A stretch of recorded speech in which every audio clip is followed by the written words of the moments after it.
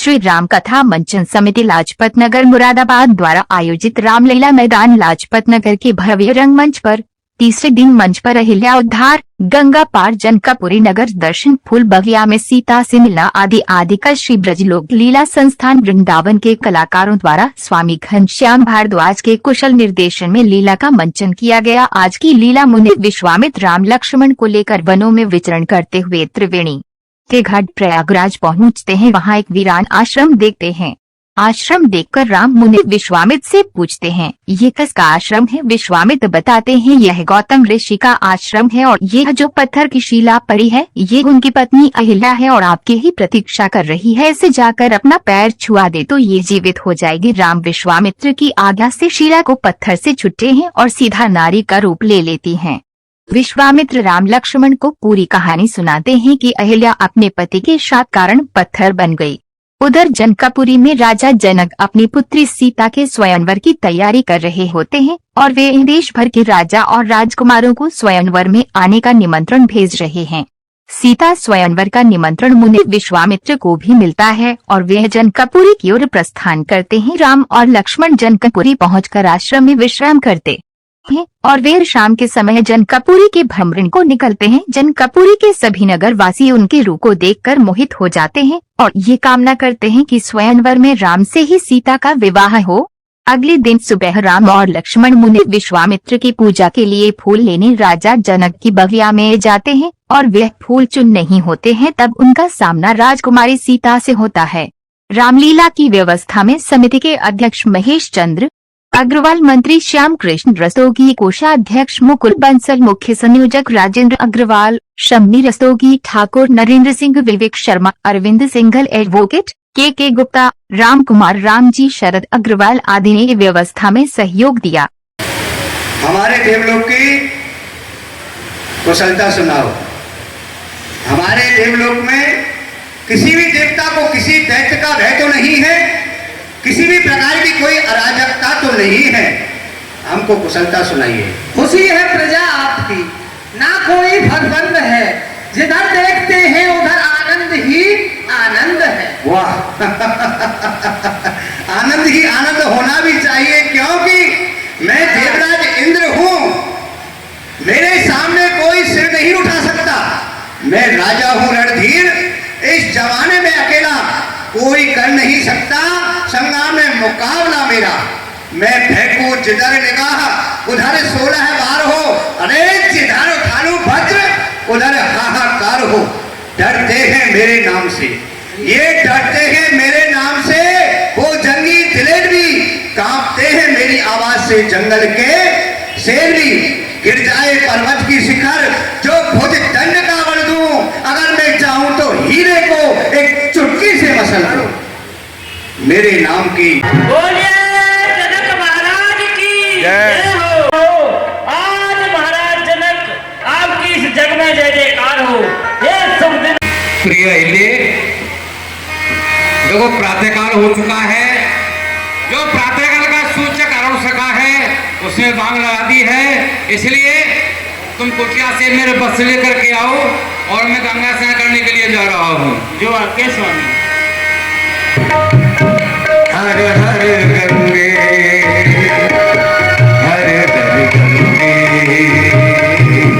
हर हर गंगे तेरा जल अमोघ की धारा की जय। श्री गंगा मैया तेरो दरस मोहे भावे। श्री गंगा मैया तेरा दरस मोहे भावे। श्री गंगा मैया तेरा जरा जोर से, ओ चाची, और जोर से, ओ चाची, और जोर से। मुझे लगता है इसका उल्टा करके सीधा करना पड़ेगा। सुनो, मैं उल्टा ही हुआ था। अच्छा धीरे आवाज लगाओ। चाची, और धीरे, ओ चाची, और धीरे, ओ चाची, और धीरे। क्या मुझको मारेगा क्या? हट जाएगा। नारी साप बस उपल देह धर धी, चरण कमल रज चा पति कृपा करो रघुवीर। हे श्री राम, ये गौतम नारी अहिल्या है जो श्राप के कारण पाषाण बनी पड़ी है और आपके चरणों की धूल चाहती है जिससे कि इसका उद्धार हो जाए। आप कृपा करके अपने चरणों की धूल इस शिला से लगावें और इसके द्वारा ही, आपके चरणों के द्वारा ही गौतम नारी अहिल्या का उद्धार हो जाए। आप हमें अपने योग बल से पूरी लीला का दर्शन कराएं, तत्पश्चात हमें जो करना है वो करें। लक्ष्मण जी ने कहा कि ये कारणवश क्यों पाषाण हुई वह आप चरित्र के रूप में हमें दिखाएं, और ये तो त्रिकालदर्शी है तो चरित्र प्रारंभ हुआ। तेरी बातों का जवाब मेरी ठोकर से दिया जाएगा। अच्छा, एक नारी को मारकर उछल रहा रणवीर और देव तेरे सामने एक खड़ा है बलवान और मारीच। मारीच, तू ऐसी बातों से शोभा मान न पाता है। अरे रण में बातें करने वाले कायर भयभीत कहलाता है। यदि तू सच्चा योद्धा है तो ममता छोड़ो प्राणों की, लो अब समझ जाओ वर्षा होती है श्री राम। राजकुमार, जिस तरफ को नजर हुई तो देवता तक डर गए और क्रोध की अग्नि में लाखों वीर जलकर मर गए।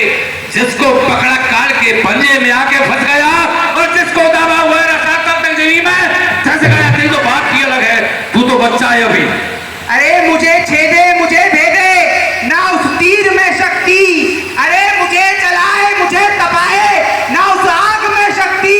अरे मुझे जकड़े मुझे पकड़े ना उस जंजीर में शक्ति। और मुझे सुला के इस पृथ्वी पे डाल दे ना उस नाग में शक्ति। गला काटूंगा फरसे से, ये सलाह सब उड़ा दूंगा। हवाई जोश में आकर ये जिला से ठोकर से उड़ा दूंगा।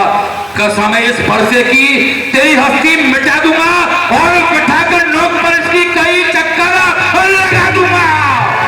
मारीच युद्ध कर। युद्ध लगा, लेकिन राम जी को मारीच से काम था, आगे भी काम लेना है। तो राम जी ने विचार किया, ये बिन फटका बाण, मैं इस मारीच को बिन फड़का मारकर समुद्र के उस पार फेंक देता हूँ। आगे मेरी लीलाओं में सहयोग करेगा। बिन फर बाण राम देखी मारा, सत जो जल का सागर पारा, पावक सर स्वभाव को भी मारा। और यहाँ युद्ध होने लगा, स्वभाव ने मायावान को लड़ा दिया।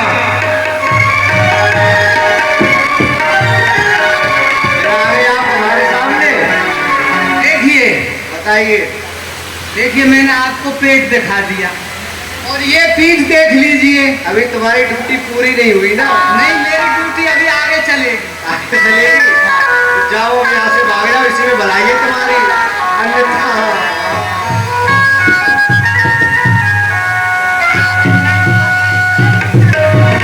ये बता, तू तो मर गया था, फिर अब जिंदा कैसे हो गया? ऐसे कृपा हो गई भगवान की। और मारी स्वभाव सबका वध किया। सब संतों को वन में जो रहते थे वो जय जयकार करने लगे, देवता जय जयकार करने लगे। जो राक्षसों के भय से भयभीत रहते थे संत ब्राह्मण, उनको सुखी किया। और विश्वामित्र जी ने अपने उस स्थान पर बिठाकर बहुत समय तक वहां रहे।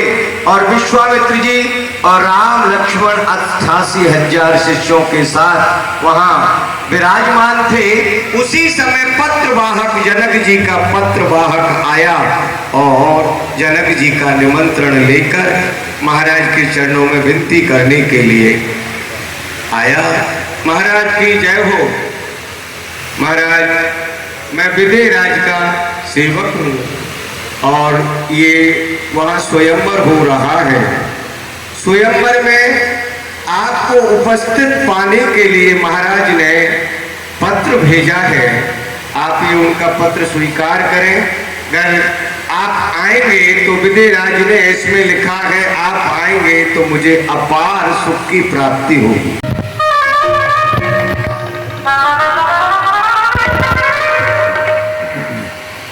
अरे भैया क्या हो गया? कैसे मर गई भैया? ये क्या पड़ा हुआ? ये तो कोई लक्कड़ है। अरे लक्कड़ नहीं, कोई फक्कड़ है, इसीलिए लगी इसमें तुम्हारी टक्कर है। हाँ, इसीलिए मेरी टक्कर हो गई इससे। भाई ऐसा करते हैं, कहिए, देखते ही ये कौन है। चाची सुरपुर को पहुंच गई। क्या? मर गई। चाची मर गई। चाची मर धर गई और आपको रड़ुआ कर गई। पता लगाया किसे? सरकार, वो भैंसा मंतर है ना, क्या?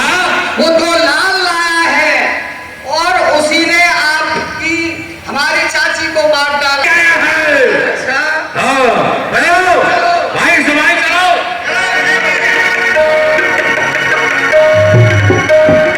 सुन मारी जिन साचर द्रोही, ऐसा है धावा मुनि द्रोही।